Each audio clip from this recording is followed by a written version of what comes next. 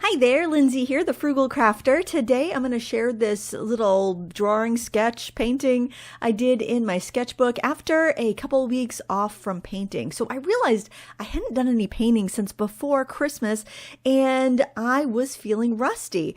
I'd just been kind of taking some time off and reorganizing my studio and just enjoying the holidays, but I was getting the itch to get back in the studio. Now I thought about getting out a canvas or maybe a board and my oil paints, but I really didn't want the pressure. I wanted something kind of low stakes.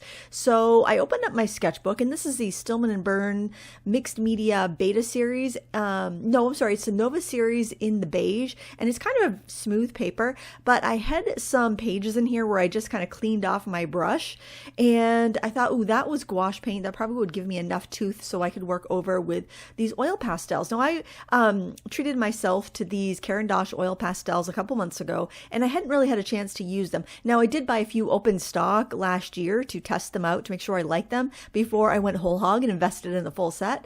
And I really liked them, but I just hadn't had the chance to really open up the box and play with them. Now I know this wasn't going to be the ideal surface for me because I prefer a gritty sanded surface for oil pastels, but I just wanted to get my hand moving, get the pigment on the paper and make something. I didn't want all the pomp and circumstance of having to gesso something or prepare something or find some expensive paper that I would worry about ruining. I just wanted to have a good time. And that's what I did here.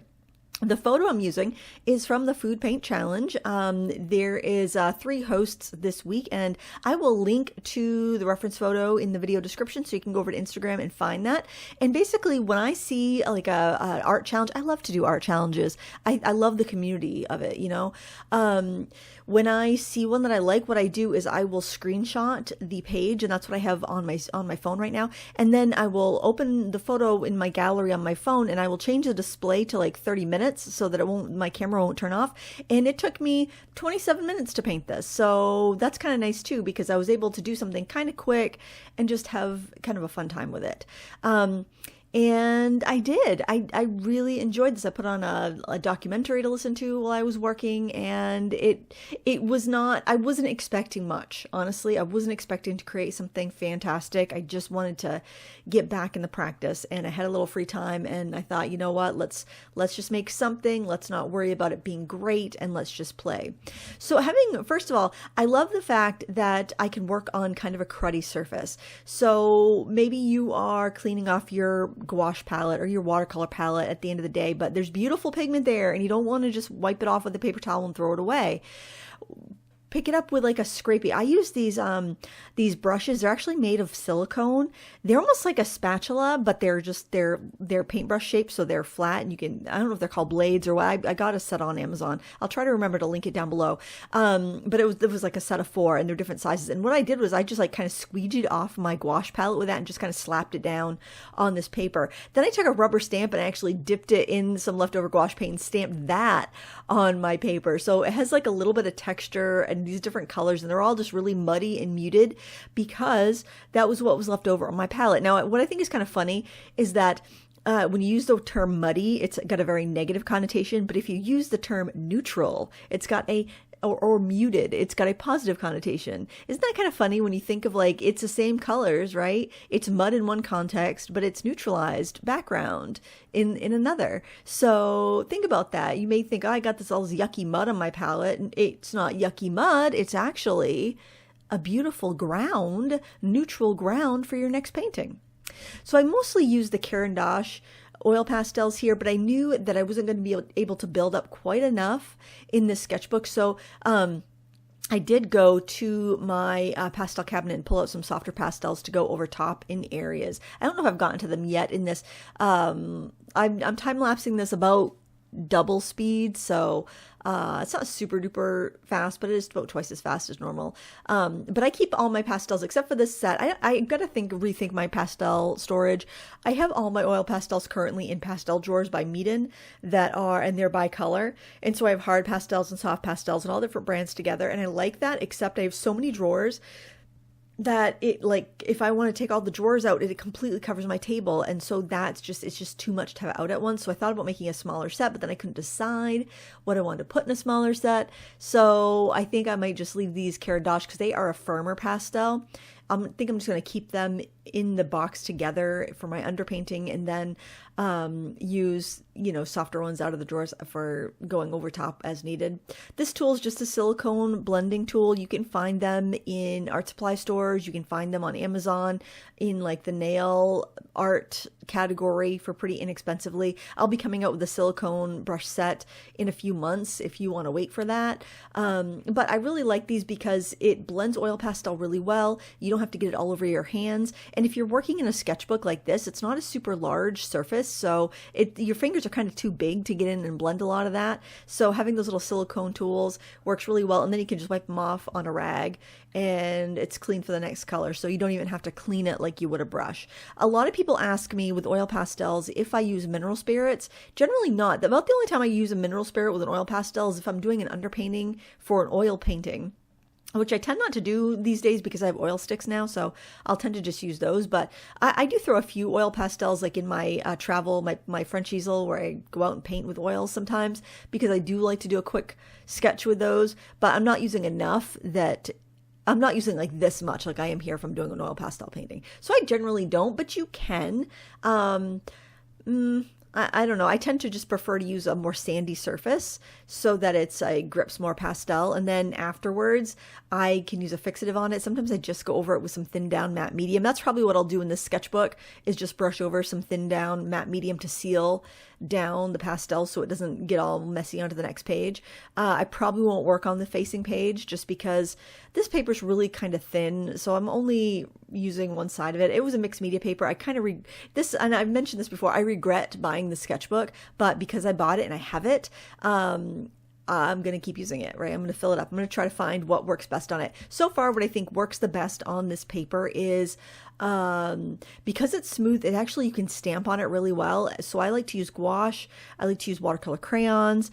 And I like to stamp on it, do mixed media stamp collage. It's because the smooth paper collages really well. So for me, it's more water media and collage is the best use of this paper. But, my friend Sarah Burns loves this paper for gouache.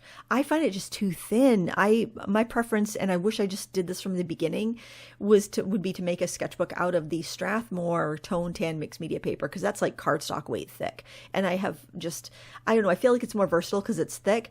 And I don't know that it's more expensive. It's hard to say because I bought this at an art supply store, like a brick and mortar art supply store in Portland. So generally the prices are going to cost more because it costs more to run an in-person store.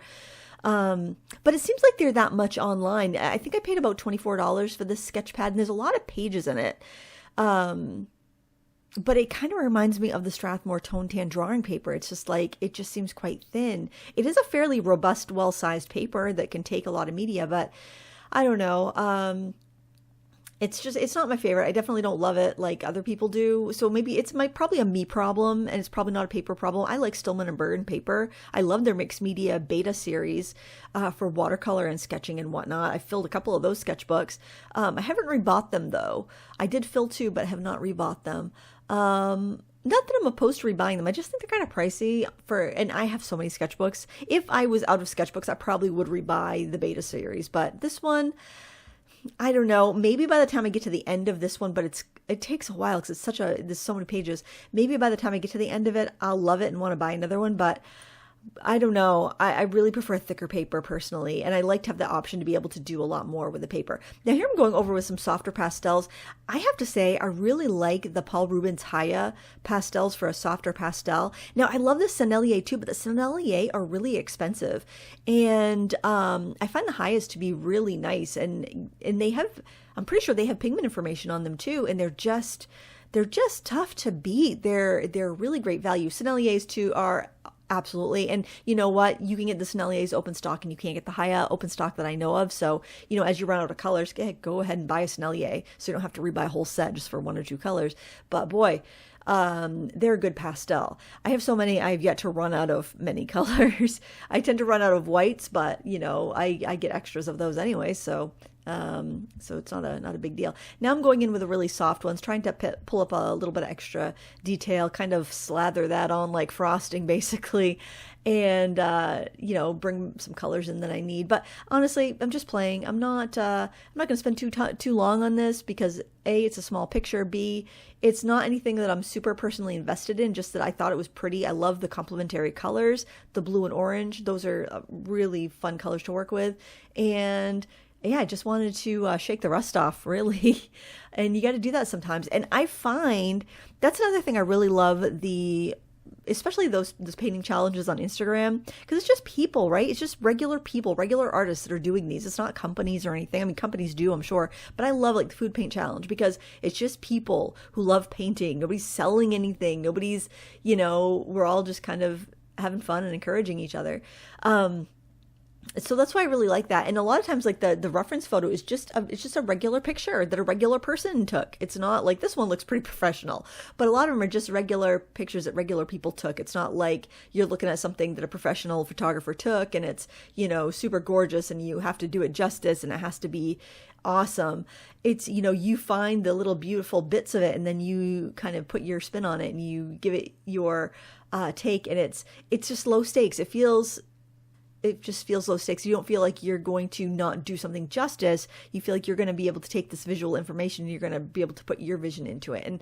And that's what I really like about these challenges. There's a few that I really like. Food paint challenge, obviously, the liquid paint challenge, a shiny paint challenge, Inktober, which doesn't give you reference photos. World Watercolor Month, Doodle Wash is the account. They do some really great word prompt challenges.